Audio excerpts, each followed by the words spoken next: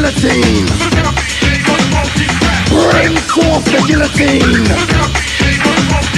Bring forth the guillotine!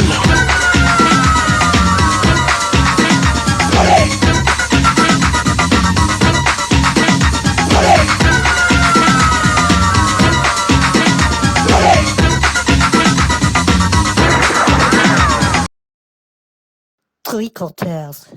Tricoteuse? Tricoteuse. Tricoteuse.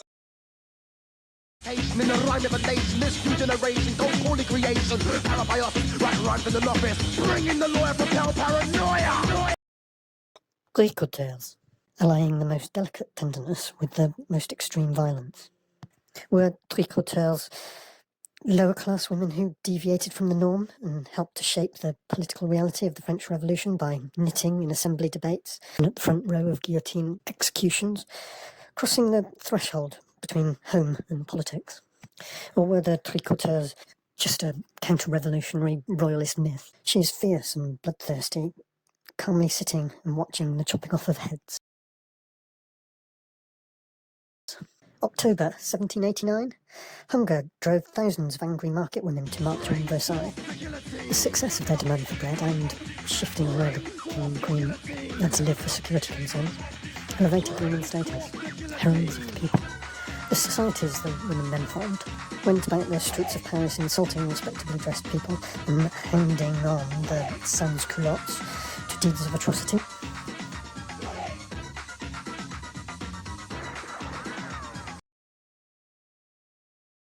On January the 21st, 1793, at 9 o'clock in the morning, Louis XVI was driven through the streets of Paris to meet his sharpest critic so far. The guillotine had only been at work here for 9 months.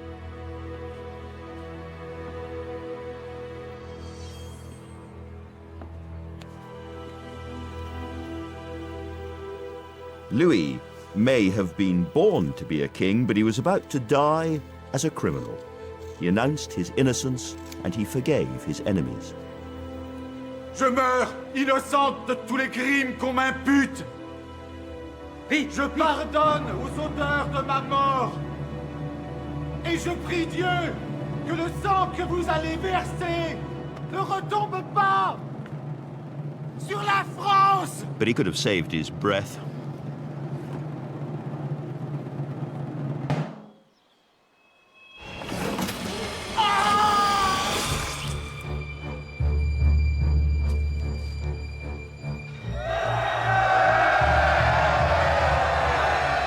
The execution of Louis XVI horrified the monarchies of Europe, and soon France was encircled by hostile armies. At home, food prices. Finally, in the summer of 1793, the extreme Jacobin faction seized control.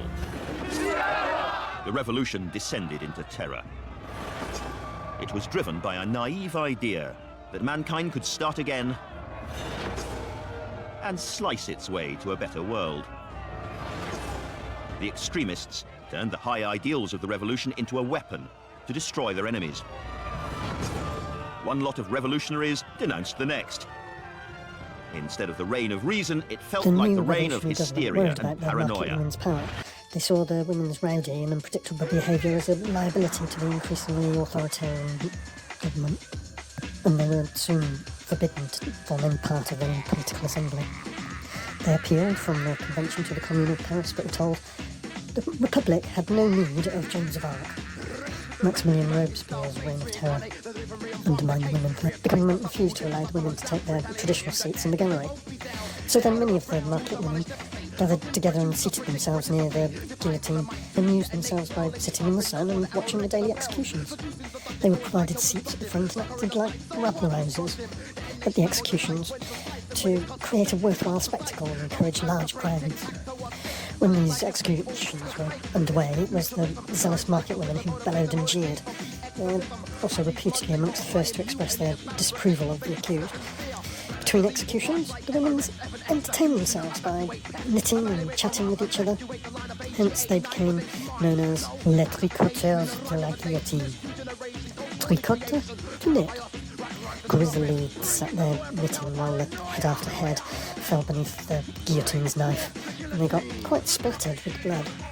Industrious and patriotic knitters, as well as the small items of stockings and mittens, their proud one and knitted too, they created hundreds of red Phrygian caps, liberty caps, the red liberty caps that the revolutionaries wore, and they were baptised in the blood from the heads. Soft, conical, rimless caps came to symbolise the revolution, fashion. Today the government symbol is a Sierra Marianne, the allegory of liberty, egality and fraternity. Finally, in 1799, the army seized control of the country. The knitting is a mechanical substitute for eating and drinking. These people were repeatedly hungry. The knitting also alleviated stress and depression and helped them to relax. Likely, they were simply clothing their families and added to their meagre incomes. In the 18th century, women were expected to use their free time in productive pursuits. So it was a fad to be busy, and the Tricoteuse may have been in the habit of knitting because of social expectation. The red cap of liberty, so important to world history. But what's the chances of finding an authentic vernacular archaeology, baptismal blood-stained example of the vêtement? Value the craftsman's workmanship that goes into building the prestige objects of the kings and queens, but value more preciously that more rare thing that survives as authentication of the poor in their struggles. We clean up the stone of our soaked cities and tear down the proud industrialists' adornment of the belching chimneys to their factories, and manipulate for the clearance of their slum dwellings to put up fields of slums of the future, worse built than the originals, needing only to survive the 25 years of a mortgage requirement. Those practised in plotting find it easy to divide and rule the popular. When aristos went underground, they emerged as a decadent fashion movement where the women were exposing the backs of their necks, and the front of the dresses was so low cut that it was exposing their breasts, perhaps with a bit of chiffon over the top. Corsets were out. La Merveileuse, the men, the Incroyable, were the real fashion victims. The guillotine remained France's capital punishment instrument of choice well into the 20th century, taking its last victim in 1977, when a final blade dropped on convicted murderer Hamida Jandobi. 4 years later, France officially abolished capital punishment from their penal code, ending 189 years of state-sponsored entertainment and blatant inhumanity. Victims were so affected that they even adopted Sping way of speaking. They were dropping the r sound from all their speech in an attempt to separate themselves from the populace, the masses, the poor. These fashion victims were the Incroyable and Merveileuse.